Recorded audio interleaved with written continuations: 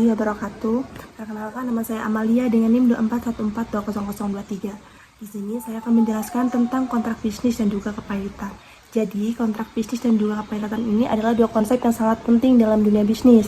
Kontrak bisnis ini adalah perjanjian yang dibuat antara dua atau lebih pihak untuk melakukan suatu kegiatan bisnis, seperti penjualan, jasa, atau kerjasama. Kontrak ini mengatur hak dan kewajiban masing-masing pihak, serta konsekuensinya jika salah satu pihak tidak memenuhi kewajibannya.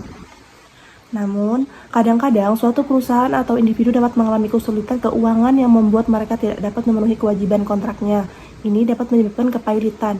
Kepailitan yaitu suatu kondisi di mana suatu perusahaan atau individu tidak dapat membayar utang-utangnya. Kepailitan dapat disebabkan oleh berbagai faktor seperti kesalahan manajemen, perubahan pasar, atau kerugian besar. Jika suatu perusahaan atau individu dinyatakan pailit, maka mereka akan dikenakan proses hukum yang akan mengatur bagaimana utang-utang mereka akan dibayar. Dalam proses kepailitan, ada beberapa tahap yang harus dilalui, yaitu pengajuan permohonan kepailitan.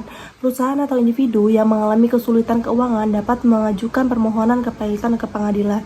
Kedua, penunjukan kurator. Pengadilan akan menunjuk seorang kurator untuk mengurus aset-aset perusahaan atau individu yang pailit. Ketiga, pengumpulan utang. Kurator akan mengumpulkan utang-utang perusahaan atau individu yang pailit. Keempat, pembayaran utang. Utang-utang akan dibayar dari hasil penjualan aset-aset perusahaan atau individu yang pailit. Kontrak bisnis yang baik dapat membantu mencegah kepailitan dengan mengatur hak dan kewajiban masing-masing pihak dengan jelas. Namun, jika kepailitan tidak dapat dihindari, maka proses hukum yang ada dapat membantu mengatur bagaimana utang-utang akan dibayar.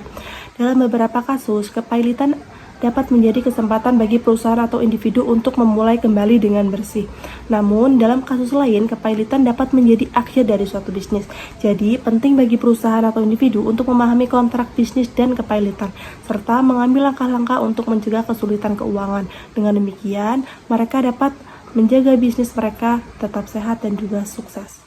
Mungkin sekian saja penjelasan yang bisa saya jelaskan. Kurang lebihnya saya minta maaf. Wassalamualaikum warahmatullahi wabarakatuh.